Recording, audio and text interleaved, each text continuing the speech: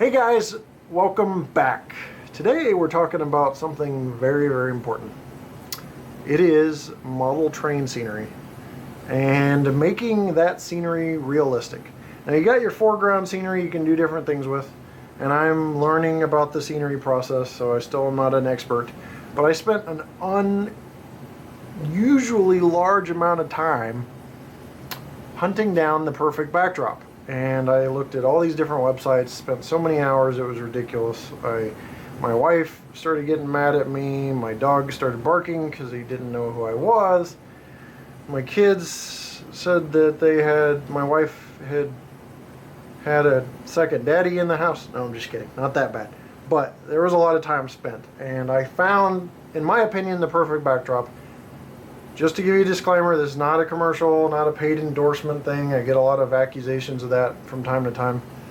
This is something that I purchased and was shipped to me, that I sought out on my own. Nobody told me about this. I had to find it. But it's backdrops from TracksideScenery.com. So we got these 4-foot long, 18 inches high backdrops, but there's other lengths and heights available. I've got two. And I wish I was doing this video later, but I really need to record it now because I've got, let's see, I think 4 or 5 more on the way. In total, we're going to have 7 to 9 scenic places to do videos on scenic run-bys after reviews. So scenery is really important, but let me go ahead and take you over here. We're going to go for a walk. It's late at night, so I'm getting kind of goofy. There's a little nausea for you. Nausea. Alright. Promise it's just late night goofiness. So, this is one of the scenes from TracksideScenery.com. I'm going to say that a lot, even when you think I'm paid endorser, blah blah blah. A couple of you guys are out there like that, critics and people that are conspiracy theorists on everything.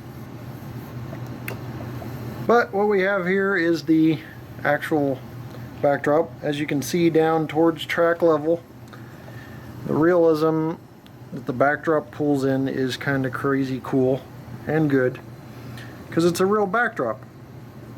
Look up towards the sky, you got blue sky.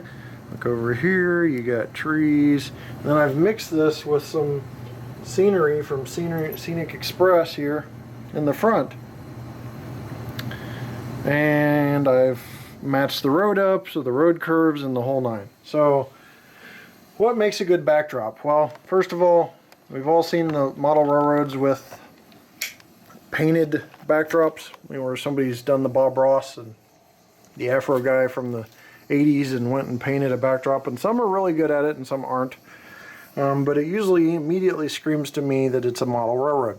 So if you're trying to trick people into thinking it's real, you need a real photo backdrop. So this is the one we're going to talk about, and I'm going to show you one other one just in a run-by at the end of the video. But you've got to understand, this backdrop is doing 90% of the work of my scenery. And I'll give you, I really don't want to expose my secrets because they are pathetic, but I'll give you an example with this module in particular. So this backdrop here, blue sky in the backdrop, all this trees are in the backdrop. Guys, I have 1, 2, 3, 4, 5, 6, 7, 8, 9 trees from Scenic Express up. I've done a decent job at making this road with patches and stuff. I'll give myself a B minus, something like that. But overall, I really didn't do that much.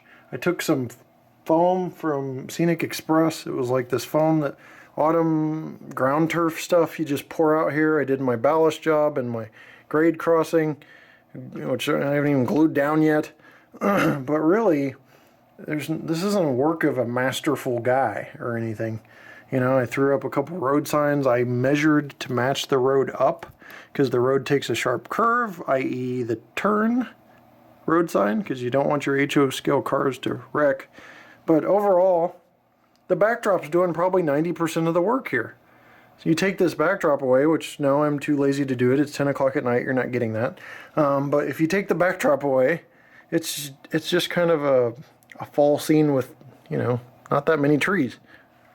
So ballast job, meh. You know, road job, meh plus. But the backdrop pulls everything together, and it makes this seamless transition to where you can't even tell where the road ends, really.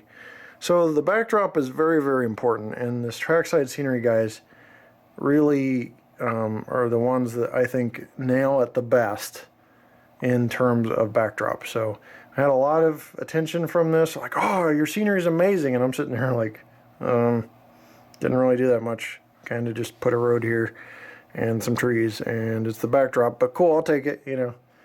I even had a magazine contact me, and I was like, you know, they offered to have a, I'm not going to mention the publication, but I told them I still needed to do work. And, you know, obviously it wasn't done. I'd send them a product later, but it was nothing that I think is magazine worthy. I'm kind of a negative Nancy or a glass is half empty type of guy. I don't think I'm worthy of that when it's mostly the backdrop. If I get to a point to where I've got this foreground stuff awesome, great. But anyway, long story short, the backdrop is where it's at. So you guys really need to focus on it. Now, the one thing I will tell you that was the eye-opener of the whole search for the perfect backdrop was on Trackside Scenery's YouTube page, which I can link somewhere. There's a video where the guy was like, oh, look, you know, here's the backdrops, and this is obviously horribly paraphrased, but oh, here's the backdrop, and oh, look, here it is on somebody's layout, and you know, they're doing either train run bys or something.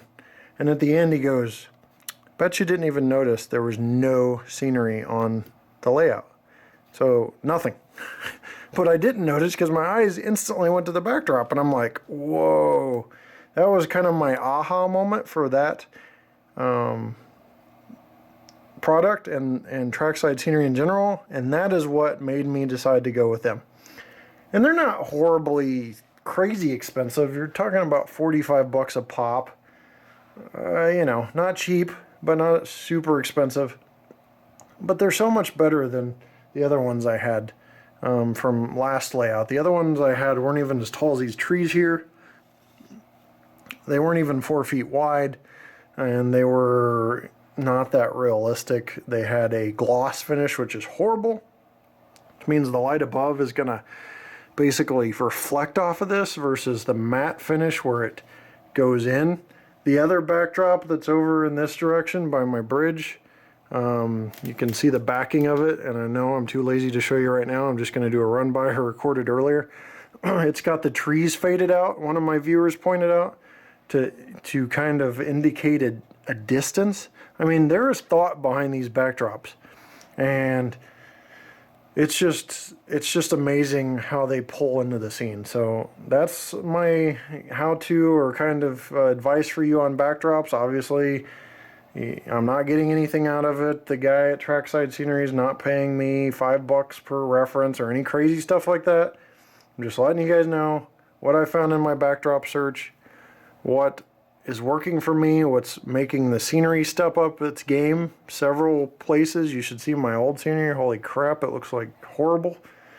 But this is good stuff, and it is bringing my scenery up a game. And then what's crazy is you've got this nice backdrop, and then you put it on your module, and you're like, holy crap, I got to bring this up to par.